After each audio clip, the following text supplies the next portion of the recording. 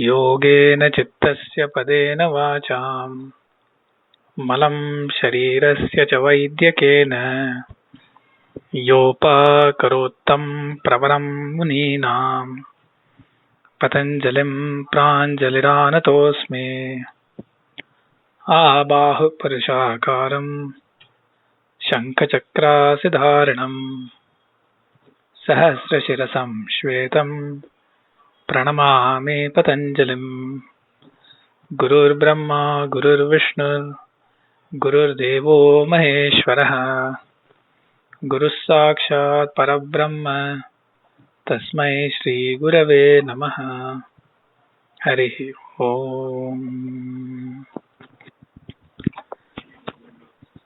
So in the previous session we had looked at the last of the sutras in the collection related to pranayama, and we were already looking at the siddhis or the phala, the fruit of pranayama. So we had seen 2.53 dharana sucha yogyata manasaha. Today we start with 2.54, which is the first of the sutras about pratyāhāraḥ. So we have now seen yama, niyama, asana, pranayama. So now we begin with pratyāhāraḥ by coming to sutra 2.54. So let us look at the sutra. Svaviṣayāsaṃprayoge cittasvarūpānukāra ivendriyāṇāṃ pratyāhāraḥ. So as usual, let's go term by term to understand the sutra. Svaviṣayāsaṃprayoge. So svaviṣayāsaṃprayoge. So now sva means of one's own. But here who is that one being referred to? It is the indriyas. So svaviṣayāsaṃprayoge.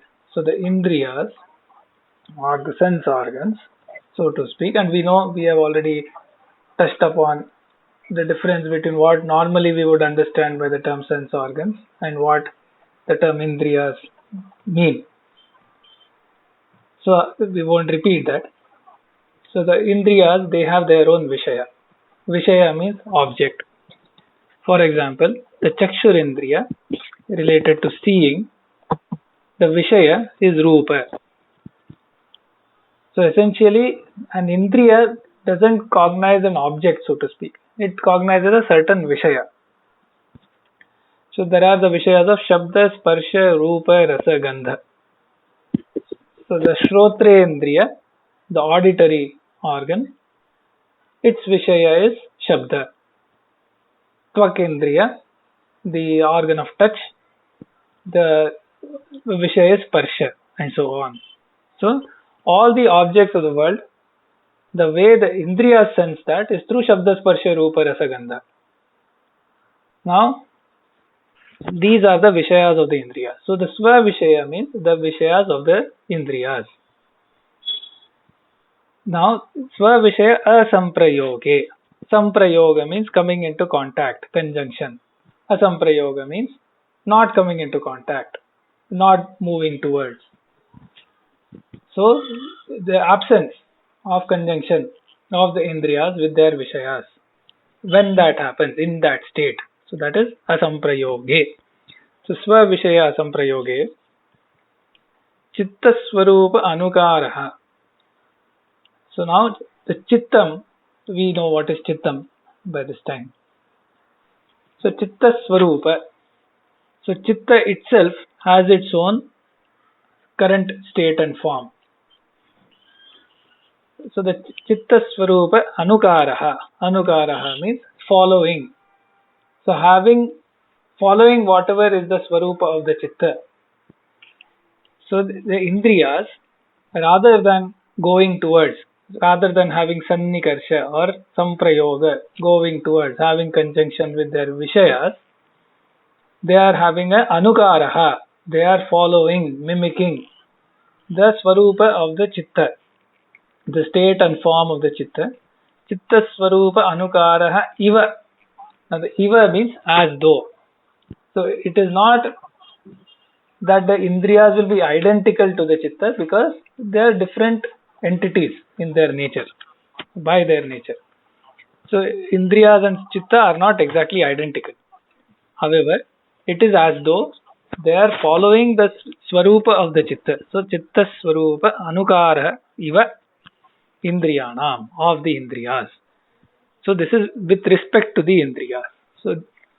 So pertaining to Indriyas, when it so happens that instead of having a samprayoga or sannikarsha, instead of moving towards having conjunction with their vishayas, which is what they would normally do, when instead they seem to follow, mimic or emulate the state and form of the chitta, cittasvarūpānukāra, that is known as pratyāhāraḥ. So that is what this sutra says. Now, pratyāhāraḥ is a term that can be broken down into a prefix prati, another prefix a, and then the verb root r. So pratyāhāraḥ. So pulling in the opposite direction, so to speak. That is the meaning that would come by putting the prefix and the term together. So rather than being pulled towards the Vishayas, they are being pulled in the reverse fashion. So that is the term pratyāhāraḥ. And the sutra therefore is saying that rather than the Indriyas going towards the Vishayas and having sannikarsha samprayoga with them, they seem to emulate and mimic the state and form of the chitta at the time. That particular situation, that particular occurrence, that particular state is known as pratyāhāraḥ. So it is therefore elaborated elsewhere as indriyāṇi vishayebhyah pratīpam viparitam āryante anukrishyante asmin iti pratyāhāraḥ. This is the meaning of the term based on how it is put together by using prati a and r, and there is a suffix called ghain. So pratyāhāraḥ. So indriyāṇi, the indriyas, vishayebhyah, from the vishayas, pratīpam, in the reverse direction, āryante or anukrishyante, get pulled, asmin, in this particular state, that is known as pratyāhāraḥ. So that is what the sutra says, if you look at it, if you look at each term of the sutra to understand it.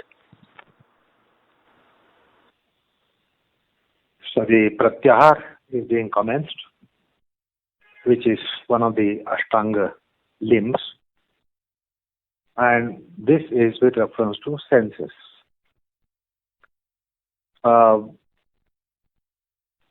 then the definition says svaviṣayāsaṃprayoge. The senses have their objects. The senses are always in engagement with their objects. And their objects are shabda, sparsha, rupa, rasa, gandha, as you heard just now. Now, there is something to be understood as engagement of senses with their objects, and then disengagement of the senses with their objects. Now, the senses in our awakeful state are always in engagement with their objects, either physical objects or mental objects. They will be always engaged with it. Now, in the state of dreamless sleep also, we will see that the senses are disengaged from their objects. But then the nidra doesn't become pratyāhāraḥ, because the definition has another aspect attached to it, cittasvarūpānukāra. So it is not just disengagement of the senses with their objects, but senses are engaged in cittasvarūpa. They follow the cittasvarūpa. They take the roop, they take the form, or they follow the cittasvarūpam. So it is not merely disengagement of the senses with their objects, that is not a pratyāhāraḥ, but it needs one more aspect which is clearly mentioned in the sutra, and that is pratyāhāraḥ. You heard about the word pratyāhāraḥ, which is derived. It's also interesting to look at it in another way for common man's understanding of the word pratyāhāraḥ. Ahara is also a part of the word pratyāhāraḥ. Ahara means food. What is the food of senses? The objects of the senses, shabda, sparsha, rūpa, rasa, gandha, are the food of the senses. Like we can understand food for body, food for intelligence, food for mind, food for senses. And these are objects are the food for senses. So this is pratyāhāraḥ. That means it is not nirāhāraḥ. It is not that senses are fasting. It is not nirāhāra, it is not anāhāra, but pratyāhāra. So, in Sanskrit we get these words with regards to ahara. Ahara, atyāhāra, upahāra, alpāhāra, atyāhāra, and pratyāhāra. So, it should be understood that pratyāhāra, where the senses are disengaged from their objects, yet there is no starvation to senses, because they are engaged with something. It is pratyāhāra. It is opposite food to mundane food of senses, which is shabda, sparsha, rūpa, rasa, gandha, the sound, etc. forms, which is usually its diet. Usually the senses will be thriving on those, and senses will be eating those objects, which are sound, etc. But then this is pratyāhāra. It is opposite food. So it should be noted that for layman's understanding, the senses are not given starvation when they are disengaged from their own objects. There is no starvation as such, but they are given opposite kind of food. And it is so important and to understand what is opposite of Vishayas in common man's Adhyatma. Common man's Adhyatma, the opposite of Vishayas is the spiritual entity, the self, the Atma, the Paramatma. So, the Vishaya Vinmukhata means in Adhyatma one must be heading towards the spiritual realm, spiritual gravity, spiritual entities. So opposite of Vishayas is something Adhyatma, Atma, Paramatma, Self. That is opposite of Vishayas. So going towards senses and sensory objects is the worldly gravity. And then Vishaya Vinmukhata in Adhyatma is not just getting away from sensory objects with a cloud of asceticism in the mind, but the mind must be engaged in something spiritually higher. Then only the senses will be disengaged from their usual mundane gravity of objects in the form of shabda, sparsha, rūpa, rasa, gandha. So opposite of Vishayas is Atma. Vishaya Darshana and Atma Darshana. So these are in counter positions. And therefore Pratyāhāra means opposite of Vishayas, which is Adhyatmic or so-called spiritual gravity, spiritual objects. And in Pratyāhāra, you will see, we will understand that there is a gravity towards spirituality, gravity towards Adhyatma, gravity towards one's own self, gravity towards Atma. And that is Pratyāhāra. Merely disengaging the senses is not Pratyāhāra. So that is starving the senses, starvation of the senses, whiplashing and then trying to wean them away from objects. So merely not to wean them away from objects, the implication is that the senses must be shown gravity towards something which is trans-vishayas, transcendent to vishayas. And when the chitta is engaged in transcendent gravity, then the senses are drawn towards following the chitta. Otherwise, the senses are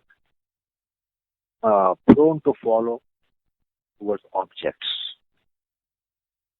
Vishaya abhimukata and Vishaya vinmukata, Vishaya abhimukata and Atma abhimukata. These are wonderful words which come in psychology of yoga. So here Vishaya abhimukata is discouraged by Atma abhimukata in chitta. And therefore now the senses, they will be following the object of chitta and then chitta svarūpa itself.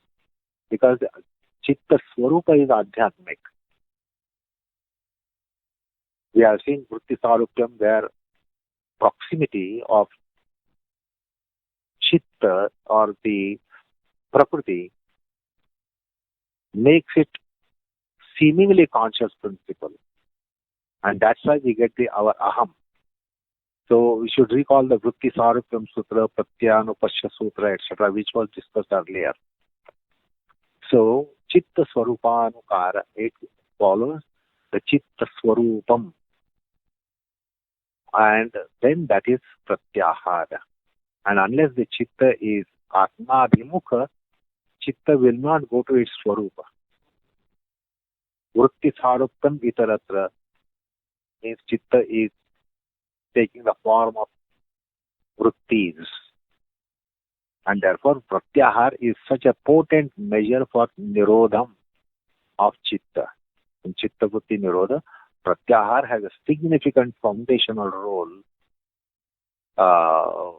because then it will not be going by vrittis, it will go towards its own essential state. And therefore that only happens with atma abhimukata. So it is not anahara to chitta. It is not alpahara to chitta, to senses. Anahara to senses. But it is pratyāhāraḥ to senses.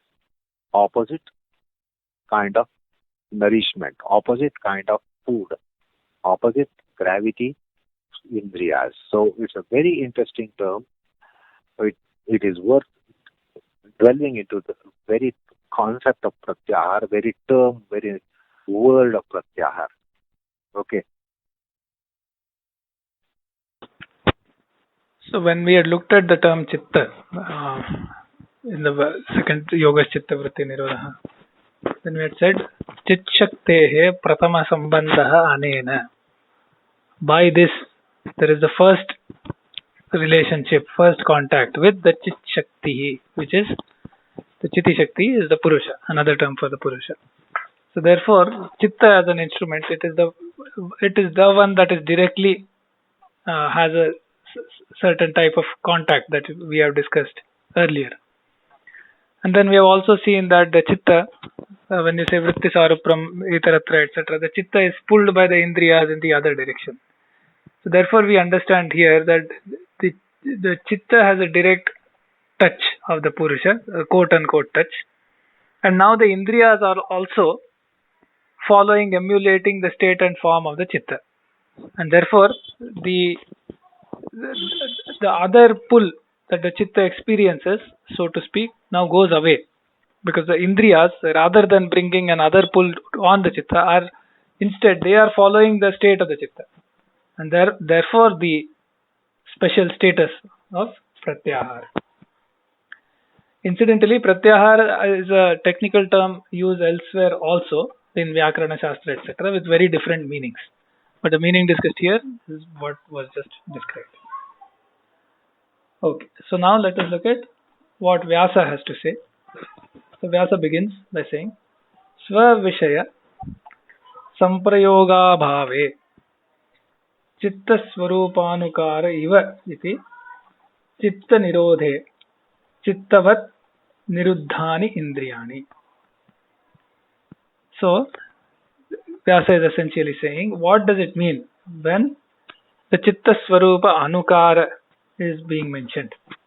So he says, when there is a samprayoga abhava, means absence of contact, absence of conjunction, absence of attraction between what?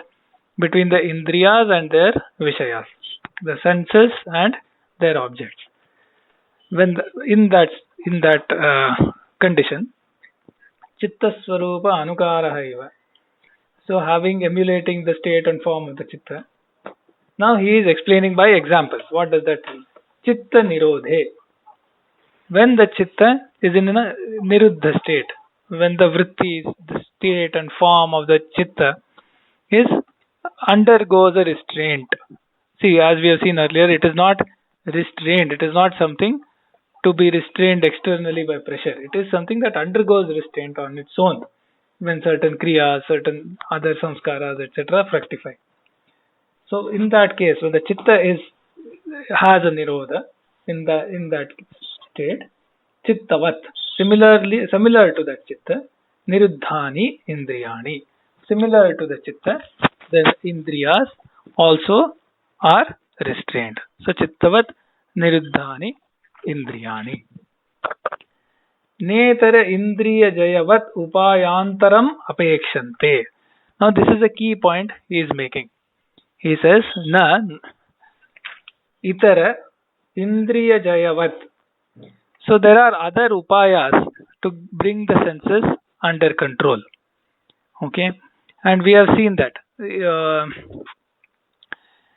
So here he says that, we have seen that in the context of the yatamana vairagya, etc., where the indriyas are subdued. The practitioner who is attempting vairagya is trying to culture the indriyas, bringing them under control, etc. Those are the itara upayas for indriya jaya, because those are steps being taken specifically to control the indriyas and gain victory over them. But here Vyasa draws a distinction between that state and the state of pratyāhāraḥ. That state, there are specific upayas, there are specific methods as per the Yoga Shastra being put into place in order to bring the indriyas under control and gain victory over them. In this case, however, na itara indriya jayavat upayantaram apekshante. Similar other upayas, other things to get the indriyas under control, those are not required, those are not expected, those are not needed, because the indriyas on their own, they emulate the chitta, and therefore chittavat niruddhani indriyāṇi. So that is a key point to understand, that often it is said pratyāhāraḥ is to have control over the senses, but it is different, because general control over the senses is discussed through various methods and upayas in the context of yatamana vairagya. The yatamana, the term, that sanya, is specifically about having control. So we had seen yatamana vairagya, vyatireka vairagya, etc., etc. So that is specifically about getting control over the senses as a first step towards vairagya. And there are certain upayas and certain mental culturing, certain physical things to put into place, etc., etc. But here, that indriya jaya upayas are not expected, and therefore pratyāhāraḥ is a different condition. In the pratyāhāric condition, the indriyas, they simply follow the state of the chitta. And so when the chitta has, and not in every situation, that is why Vyasa says chitta nirodhe. When the chitta has a nirodha condition coming into place, then at that point chittavat niruddhani indriyāṇi. So the indriyas on their own automatically become niruddha, restrained, similar to how the state of the chitta is. And that is this state of condition of pratyāhāraḥ, which therefore doesn't require any other indriya jaya upayas. There is no other means to say, okay, let me control the indriyas, because that happens on its own.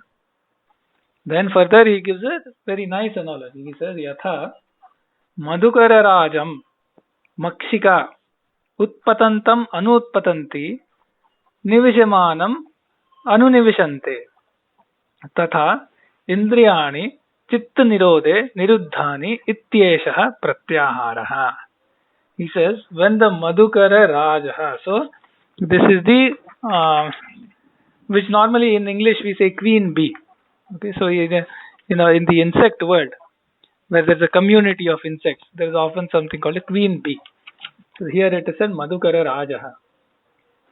So all the other insects emulate him. When the Madhukara Raja jumps, all the insects jump and fly. When it enters and rests, all the other insects, all the other bees will come along with him and enter and rest. So this is how they simply follow what the Madhukara Raja is doing. Similarly, here it is said, tataḥ, indriyāṇi citta nirode niruddhani. When the chitta has a nirodha in that state, similarly to how the makshikas, the bees follow the Madhukara Raja, here the indriyas follow the chitta when it is undergoing this nirodha, it is in this restrained state. The indriyas on their own, they follow the chitta, who similar to Madhukara Raja is, so to speak, the Lord, the king of the indriyas. When the chitta gets into a nirodha state, the indriyas automatically, in similar to that beautiful analogy there, they become quiet and they also become restrained. And it is because of this state and its distinction from the other indriya jaya that pratyāhāraḥ gets a status as one of the yoga angas, like the other yama niyama, asana, pranayama, etc. This is a particular distinctive state that is being mentioned here, and that is why it is a yoga anga, and this is pratyāhāraḥ as elaborated by Vyasa.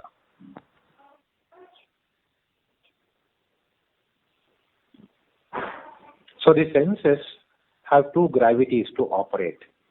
According to Patanjali, one is bhogarthata, the other one is apavargarthata. As is the case for all matters, all stages of Prakriti, they work either for bhogarthata or apavargarthata.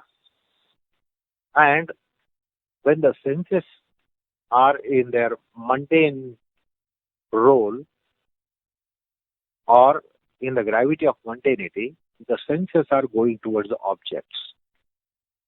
And then what happens? The chitta, what happens to chitta? Chitta is going after indriya vishayas. So indriyas go after their objects in a wakeful state and in mundane gravity, worldly gravity. And the chitta would be going after the vishayas of the indriyas, and they become vaśyatendriyāṇāṃ. And that's why Patanjali speaks about chitta, the vritti sarupyam aspect of chitta. So when the senses are outwardly, then the chitta becomes indriya svaruپānukāra. The chitta is following indriyas in our jagrata avastha and in the mundane gravity. But the mundane gravity is overcome and then it is escaped. Then there is a reversal. So the indriyas here are going cittasvarūpānukāra. While in earlier case it was chitta going viṣayākara. Vishayas are the senses. So chitta becomes viṣayākara is vitthana, and that is our outgoing state of mind. But when the indriyas go towards chitta swarupa, that is the apavargarthata. And this is almost the twilight condition before the onset of nirodha, before the onset of yoga in the form of chitta vritti nirodham. And that's why pratyāhāraḥ is something like a threshold. And this is the fifth limb of yoga. And up to this fifth limb, it is called bahiranga sadhana or bahiranga sadhana of yoga. And pratyāhāraḥ is the last one there. And therefore, this is a threshold between vyutthana and nirodha, between yoga avastha and ayoga avastha, yogic state and non-yogic state. Because we are going to transit from non-yogic state to yogic state in a pursuit of yoga. And pratyāhāraḥ is the threshold. So once we cross the threshold, then we are in the antaranga aspect of yoga. Yoga of Patanjali has two aspects. One is bahiranga of yoga, and then second one is antaranga of yoga. And the antaranga yoga, pratyāhāraḥ is coming as threshold, which is to be noted. And then Vyasa beautifully describes with an analogy of Madhupara Rajam, that is the queen bee. And we see that with reference to the bees, if the queen bee embarks upon a flower, all bees embark upon the flower. And when it disembarks, all the other bees also disembark. So it's like a leader in bee. And therefore all the bees will be following the queen bee. So the indriyas are like that. And the queen bee is the chitta. So when the chitta is embarking upon nirodha, the senses also follow it. When the chitta is disembarking from nirodha and embarking upon vyatthana, the senses also go in their own direction, the various directions of objects. So pratyāhāraḥ needs a gravity of the chitta in apavarga characteristics. Then the pratyāhāraḥ will happen. So when the chitta is sublimated, the senses are in the gravity of the chitta. So that's the gravity of chitta which will only operate when the chitta is sublime. So this is an interesting aspect of yoga psychology.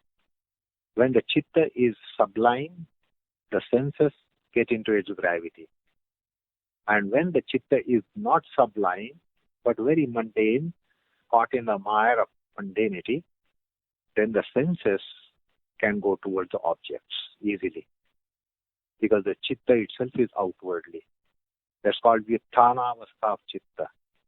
Vyatthita chitta means senses have freedom to go in their directions of objects. But when the chitta itself is sublime, it's not just quietude. Sublimity is the one which will keep the chitta in its svarūpam. And the loss of sublimity in chitta means chitta will be losing its essential, quintessential nature. And when it loses the quintessential nature, the senses behave in the way they behave, which we all experience. They create chaos in our mind, senses going in all the various directions of various objects, and then fluttering, hovering around various objects. So that analogy which we just now heard from Srineet tells us about this aspect of indriyas and chitta, their relationship. Now when you are engrossed in an object, sensory object, what we call as concentration, engrossment, then the chitta will be following the support of the senses.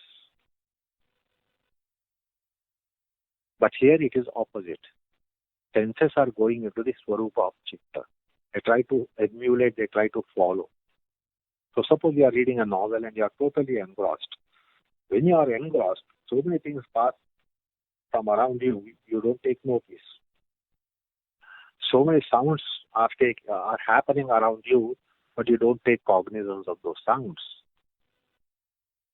So the senses are engaged in their object, and concentration, which is so coveted by empirical mind, means the senses get engaged so strongly with one object that other objects around it are not taken cognizance of.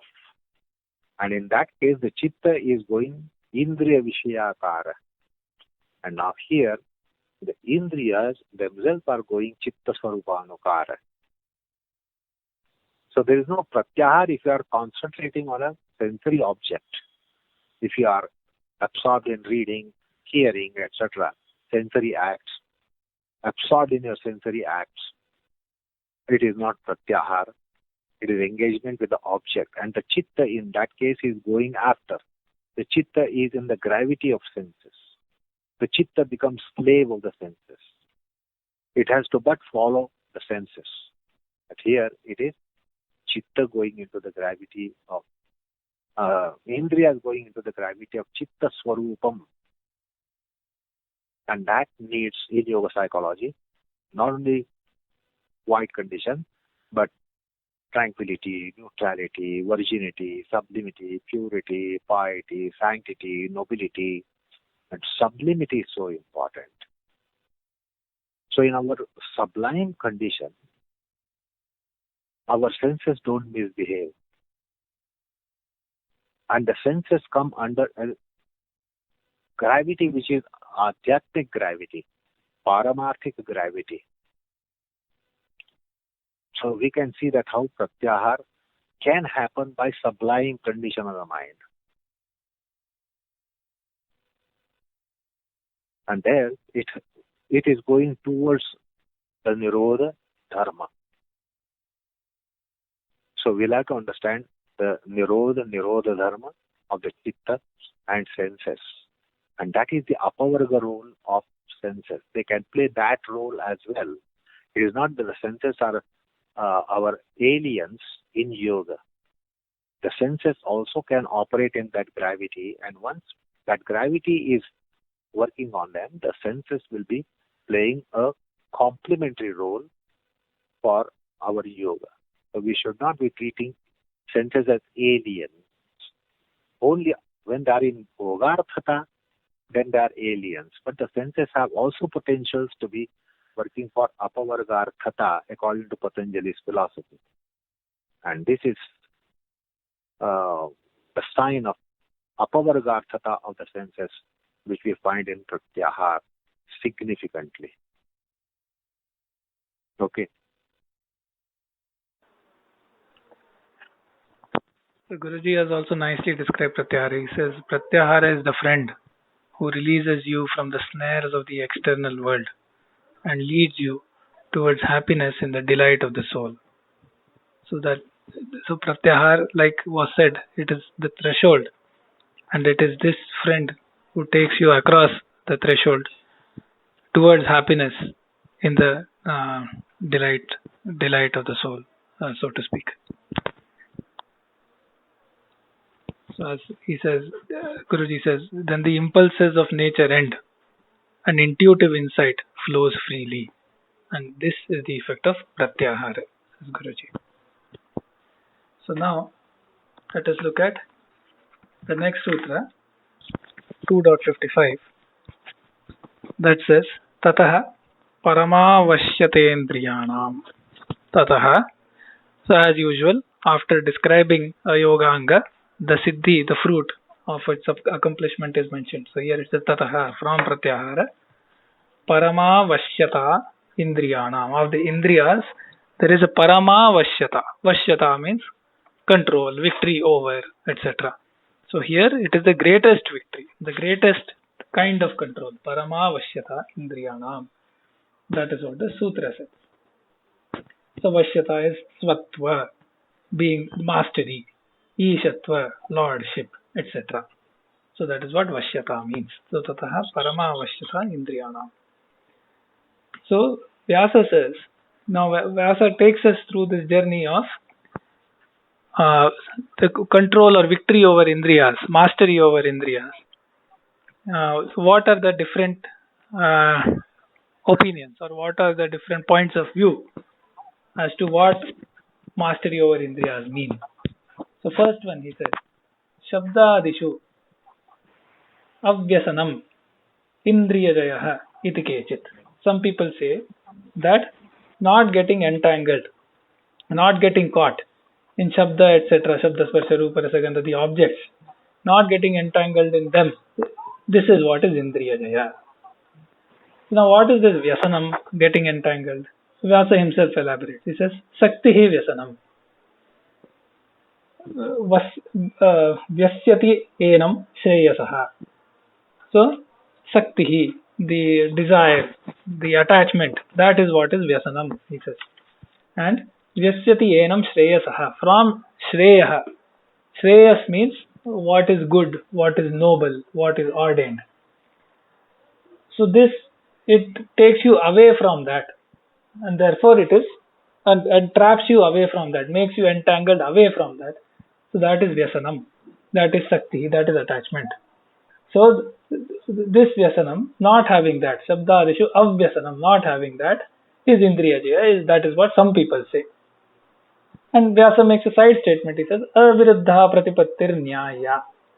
He says, okay, having said this, if something is not in opposition to Shastras, that kind of a Vishaya Bhoga, Pratipattihi means Vishaya Bhoga, coming in touch with Vishayas. If it is not against the Shastras, then that is okay. That is as per the Nyaya. So he says, Aviruddha pratipattir nyaya. So that is what Vyasa says. Basically, he is putting up one alternative of what Indriya Jaya means. He says, not getting entangled into Shabda Adi Vishayas. And he specifically says, by getting entangled, he is referring to attachment, desire, etc., which is not in accordance with the Shastras. Then he gives the second point of view. He says, svaviṣayāsaṃprayoge svaviṣayā iti anye. Other people say that it is getting in contact with the Vishayas, the objects, on our own accord, svaviṣayā. So when the yogi feels, he comes into contact. When he doesn't want, the Indriyas don't get into the contact. So that is Indriya Jaya. Because through svaviṣya, one's own, as one wants to do, one is able to do. There is control. Therefore, svaviṣayāsaṃprayoge svaviṣayā iti anye. So that is the second point of view. And there is a third. He says, ragadvesha bhave sukadukka shunyam shabdadi jnanam indriya jaya iti kechit. So he says, there is a third opinion. So once again, the first opinion was not getting entangled in the Shabda, Sparsha, Rupa, Rasa, Gandha, that is Indriya Jaya. Second, coming in contact with those only when one wishes to, svaviṣayā, that is Indriya Jaya. So the third one says, Raga Dvesha Bhave Sukadukha Shunyam Shabdadi Jnanam Indriya Jaya. So without any attachment or hatred, neither Raga nor Dvesha. Sukadukha Shunyam, neither causing pleasure nor causing pain. So in complete neutrality. Shabdadi Jnanam, gaining the knowledge of Shabda, Sparsha, all the objects through the senses. That is Indriya Jaya. So essentially the senses are operating, information in terms of Shabda, Sparsha, Rupa, etc. is coming in, but that is neither causing hatred, nor causing attachment, neither causing pleasure nor causing pain. That particular condition is Indriya Jaya. So that is the third point of view. Then the fourth one, he says, Chittaikagryat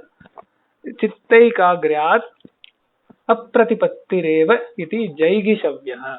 So jaigishavya is another seer, another rishi.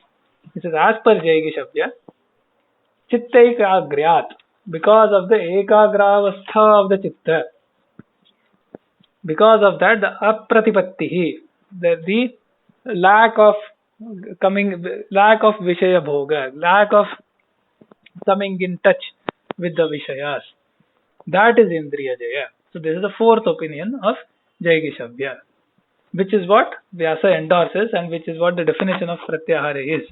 Because it is the state of the chitta that on its own causes the Indriyas to turn away from the Vishayas. That is the Indriya Jaya. So then he says, Vyasa says, tataḥ paramā tu iyam vaśyata. This is the greatest vaśyata. This is the greatest mastery. Yet chitti nirodhe niruddhani indriyāṇi, in which when the chitta is restrained, the indriyas get restrained on their own.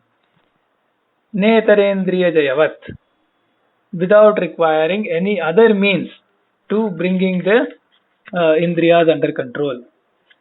Prayatna kritam upayantaram apekshante. Does not require any other upayas, any other means. Netara indriyajayavat prayatna kritam upayantaram apekshante. Does not require any other effort, any other means to get the indriyas under control. It is purely by the chitta being in that state, the indriyas automatically getting restrained. So, netara prayatna kritam upayantaram apekshante yoginah iti. So, this is how Vyasa that says, as Patanjali says, tataḥ paramā vaśyatendriyāṇām. By this pratyāhāraḥ, the yogi attains the greatest mastery, the greatest state of lordship over the indriyas.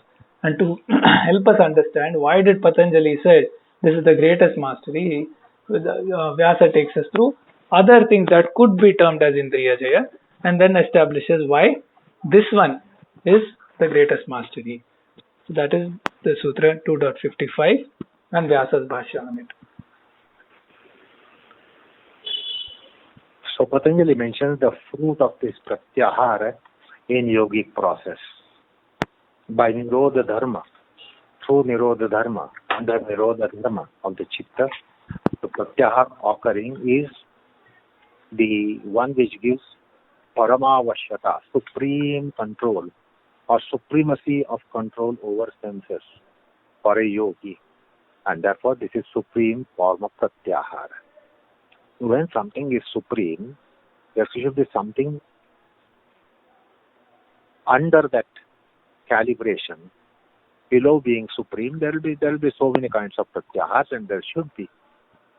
Because otherwise we will not straight away able to take a leap towards this supremacy form. There must be something what we call as formative phases of pratyāhāra. And now Vyasa tries to enumerate, and he gives various opinions about pratyāhāra. Some say this is pratyāhāra, some say that is pratyāhāra, etc. And that is what is a part of Bhashya. But it is so important that we get some kind of formative stages of pratyāhāra. Because if you put a question, we know what is sadhana for you and me. What is our practice of asana? What is our practice of pranayama? What is our practice of yama-niyamas? We have seen the anuvratas of yama-niyamas. So we know what dose can we take. What is our dosage? And similarly for yama-niyam, asana, pranayama, we have seen how we can be adhering to those practices. So our steps are mentioned, or as to what would be our step. Even in pratyāhāra, there is also something that is our step, a baby step.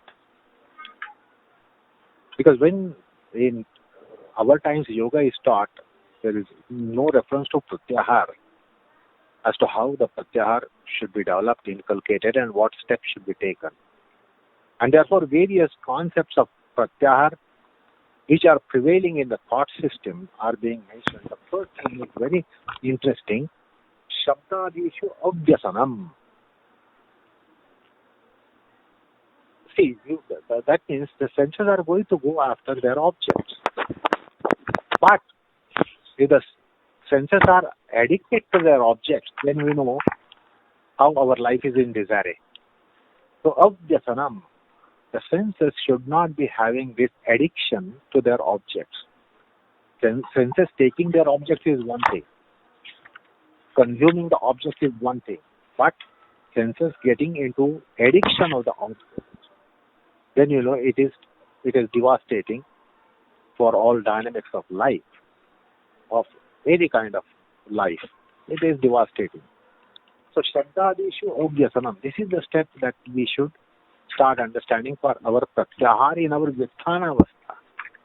Because we have seen with pratyāhāra happens in Nirodha avastha or Nirodha realm zone of Chitta, pratyāhāra happens. But then what otherwise? So one of the opinions which is given, mentioned here by Vyasa, Shabdadishu Abhyasanam Indriya Jaya. So what can we take as our Indriya Jaya is basically we have to see that are we addicted to certain objects of the senses? Where is that we have addiction? that irresistibility when we need some reformation. So our dose of vairagya has this pratyāhāraḥ component in it. Yatamana sajñā vairagya, you should recall it. Yatamana, some kind of regulation we start exercising in our passions and our desires. So that is the step here of vyasanam, not to be addicted. So that could be our baby step in pratyāhāraḥ. If we are trying to reform, that if something is irresistible to our minds and senses, if we are trying to understand this and then try to reform by yatamana step, then that is also a kind of pratyāhāraḥ. The second one, he says, what is this vyasanam? You heard sakti, asakti. That is the vyasanam.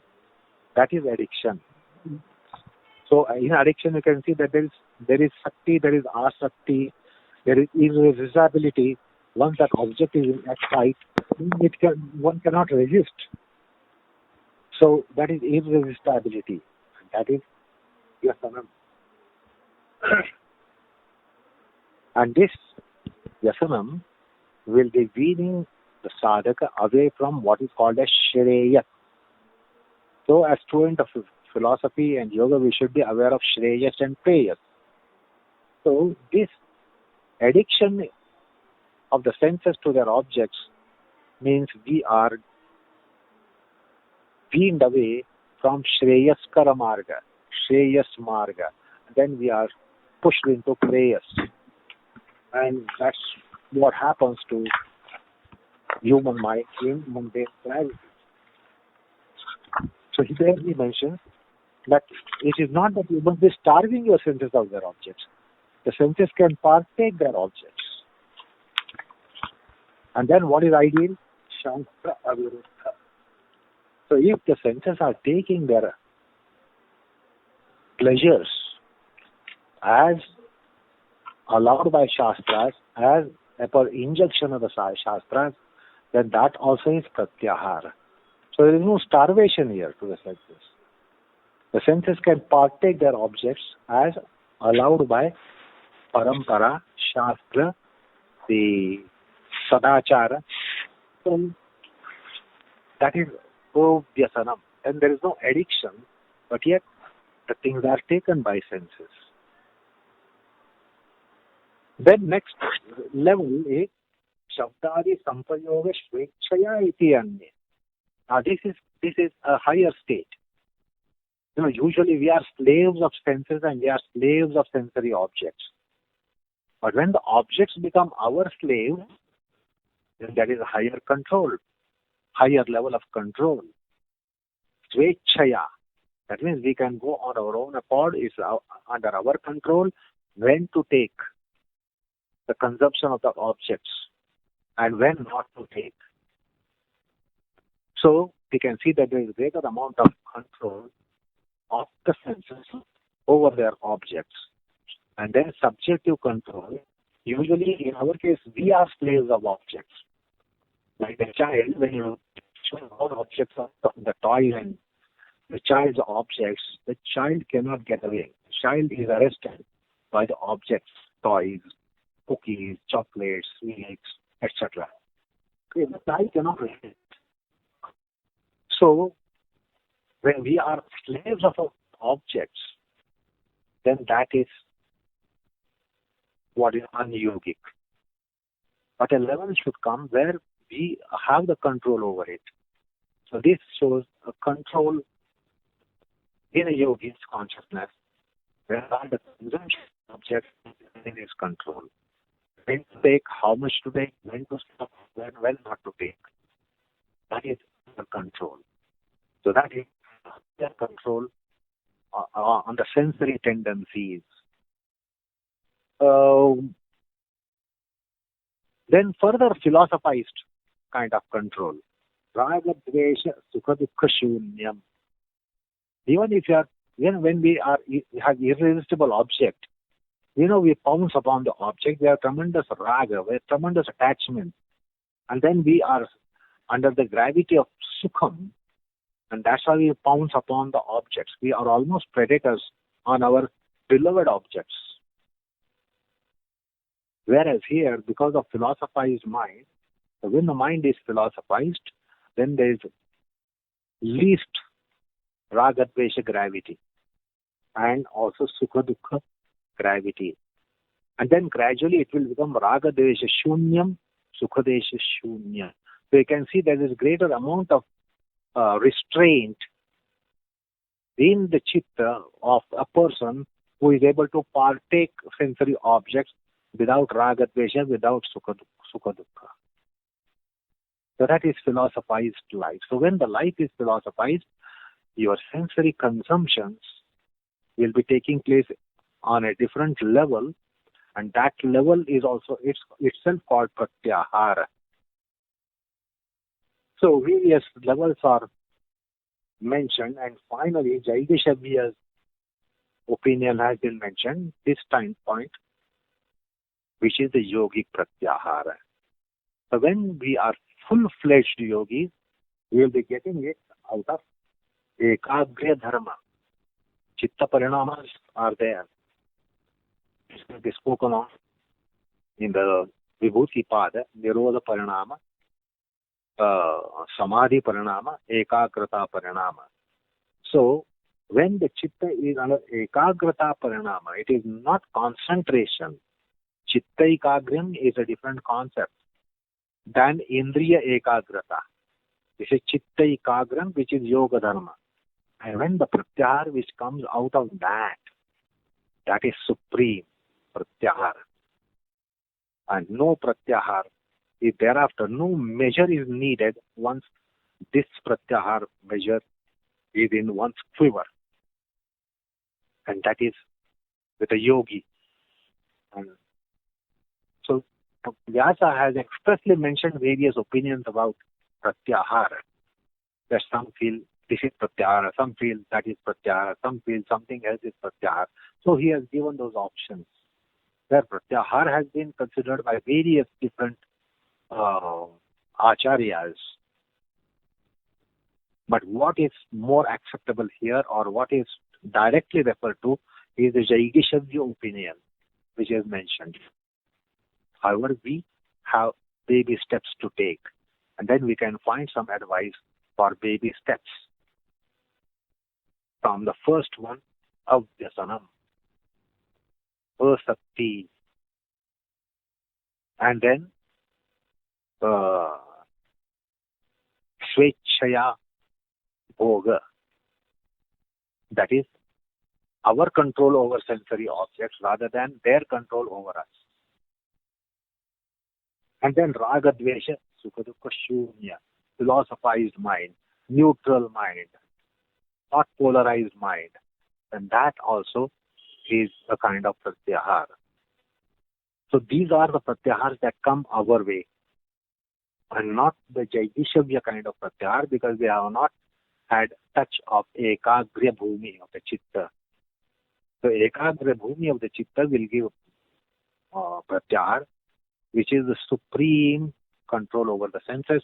And there are so many sensory controls mentioned, which comes in niyamanga, shaucha, santosha, tapa.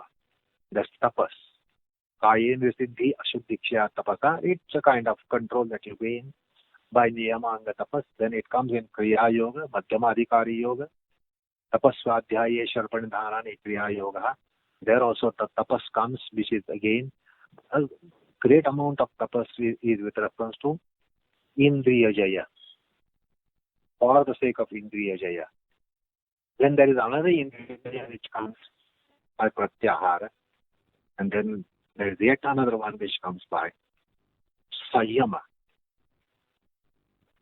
which comes in the third chapter, Vibhuti Pada.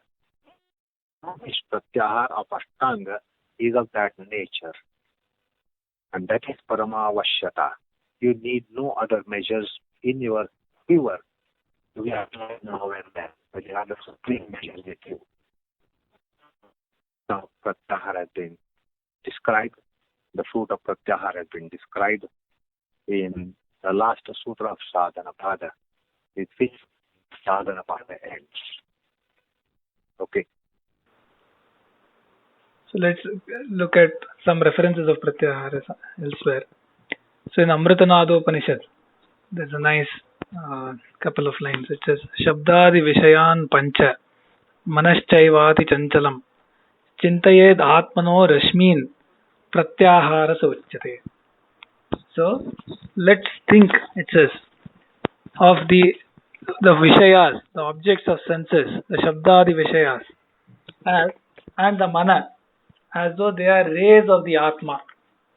So it is referred to as the Brahma Drishti on all the Vishayas, as though everything is the Atma, everything is Brahma. So that is one way in which pratyahara is viewed. Shabdadi Vishayan Pancha Manaschaivati Chanchalam Chintayad Atmano Rashmin Pratyāhāraḥ Uchyate. Similarly elsewhere, Vishayeshu Atmatam Drishtva Manasas Chittaranjakam Pratyāhāraḥ Vigneyo Abhyasiniyo Muhur Muhu.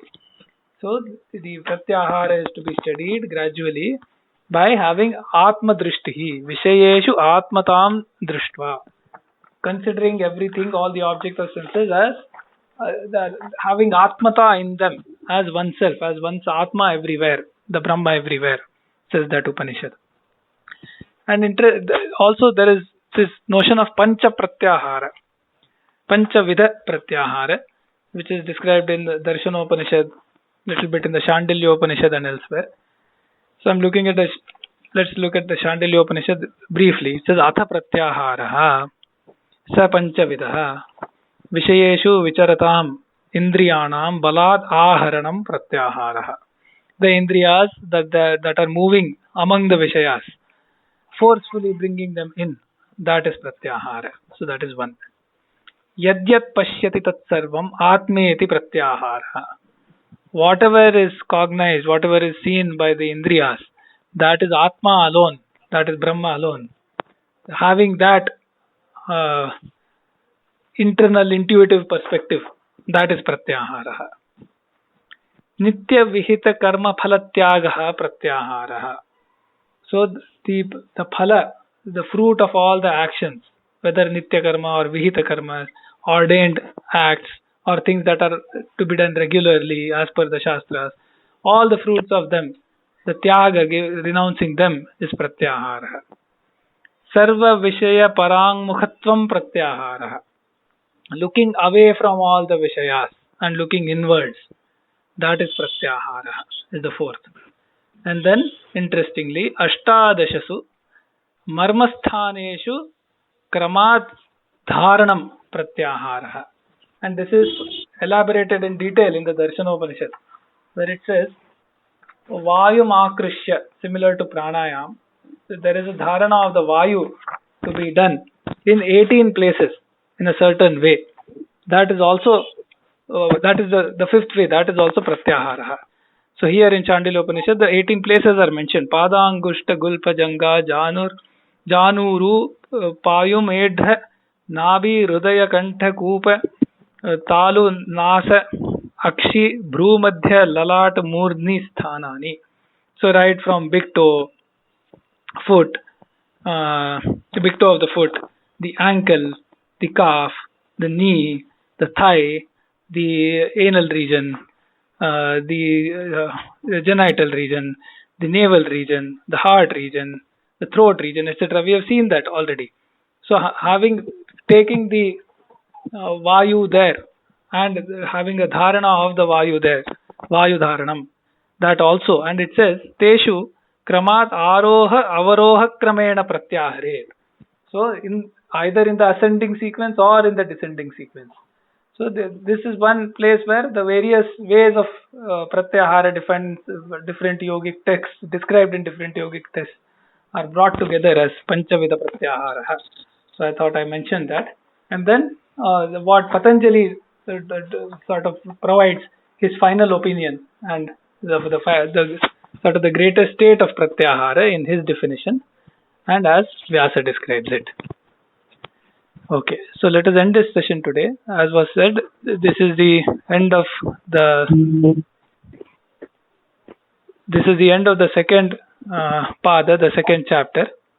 So, iti Patanjali Virachite Yoga Sutre Dvitiyaha Sadhana Padaha. So, with this, we enter Sadhana Pada. Iti Sri Patanjale Sankhya Pravachane Yoga Shastre Srimad Vyasavashye Sadhana Pado Dvitiyaha. So, this is the here ends the Sadhana Pada of the Yoga Sutras and Sadhana Pada of the Vyasabhashya. So, starting from Tapasvadhyaya Ishvara Pranidhanani Kriya Yoga, then having looked at the Kleshas, Avidya, Asmita, etc., then looking at Yoga Shastra, similar to the science of medicine, saying, okay, what is the Heya, what is the Hanam, what is the Hanopaya, etc., etc. In those fourfold way, and understanding the Purusha Prakriti, the Karma Siddhanta, and so on. Then we started with Ashtanga Yoga, and we have covered Yama Niyama, Asana, Pranayama, and Pratyāhāraḥ, where Patanjali ended the Sadhana Pada. So this is the end of the second chapter. Thank you. Okay. So let's recite the shlokas on Guruji and end for today. Vaijñānikam pravaktritva asaneshu kalavidam yogābhyāse ca tattvajñam vandeham sundaram gurum yoga vruksho hi lokesmin yat preranena varditaha yogācārya guro tubhyam sundaraya namo namaha. Thank you. Namaskar all of you.